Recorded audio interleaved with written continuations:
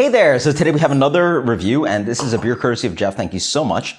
And so this is a double IPA from Foam called Another Trip Around the Sun. So this is their second anniversary double IPA, 8%. And yeah, they've been around for more than 2 years, right? Yeah, I think so. Hell. Anyway, I'm not quite sure. You guys give pros and cons below.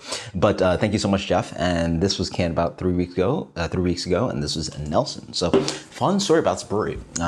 Visited this actually when I went to, when did I go? Oh yeah, for sure. They're open 2 years now, for sure. I went up for the 7th anniversary of Hill Farmstead, and that was quite fun, and went with a few friends. And I actually was the one to visit Foam. They were like less than a year old, and they were producing some of the best double IPAs out there, along with their fermentary form, which is something you should check out, which is a sour program, which is a side project. And since then, I've tried a bunch of beers. Jeff has sent me some beers, and they've been up and down.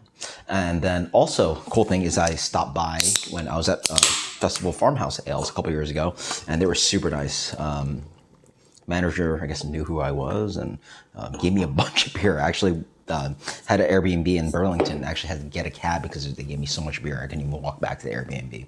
So I really appreciate those guys, but pretty fun. So this beer, I can already tell, is generally up in there with the Mastermind that I reviewed. Yeah, it's very pale. Holy smokes. It is very, very pale. It comes in like almost for sure, a light straw color, probably a lot of wheat notes in here. Large bubble, yeah, large bubble head, yeah.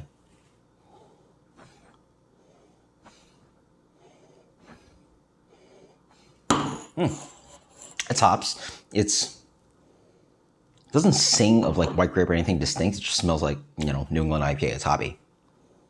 It's got some light grapey tones to it possibly, but not like the intense Nelson Sauvin that I usually get. It's just mostly yeah, there's some sulfurous notes. There's a little bit of that like, 3-MHA, which is that kind of Nelson Sauvin kind of note to it. A little bit stinky, kind of like almost Sauvignon Blanc kind of thing. Yeah, a little bit of grapiness for sure. But it's opened up to a lot of just white grapefruit. Smells good. Cheers.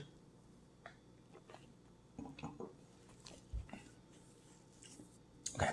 Yeah. Way better than some of the beers I've had from them. I've been on the venture. I've been on like the early times where like, holy smokes, this is on par with Hill Farmstead versus like, oh, this is okay, versus like somewhere in between. So first off to say, doesn't seem to have the quite like mouthfeel fluffiness that I want. Yeah, that large bubble head, something's like a little bit not quite there for me. It's Nelson. It's nice. It's crisp. It's white grapefruit. It's like it's got that like a nice kind of just. It's a lot of white grapefruit. It's delicious. A little bit of white grapiness from Nelson. Not quite like tart like gooseberry. A little bit of silkiness. Dries out on the back end.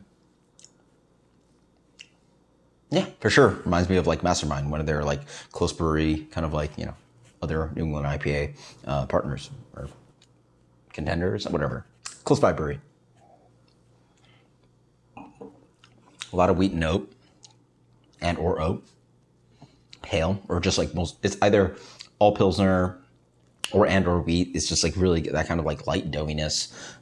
Really not much even any like malt to speak of. It's really that super, super light.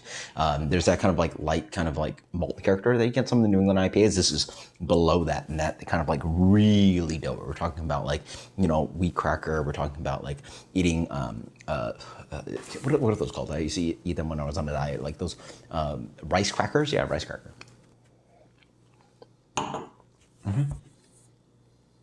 Yeah. Rice Krispies, there you go, something more relevant for some people. A little bit of sweetness in there, a little bit of that kind of twang of citrus, but mostly very pale, and then a little bit of hop character on the back end, just like, devoid of bitterness, washes away quite nicely. Very drinkable for 8%. It's quite good. It's not, something that, blows me away, but it does a good job. It's not hop burn. It has that kind of like watery aqueous quality that some of the New England IPAs do quite well, specifically from Vermont / Hill Farmstead. But it just doesn't have like that body that I want from there, but it's like soft, like Hill Farm City kind of beers, right? So I recently reviewed Edward, which is so pretty and perfect. This like plays in that realm, but I also get a little bit of the chalkiness from water, right? Very good. This for me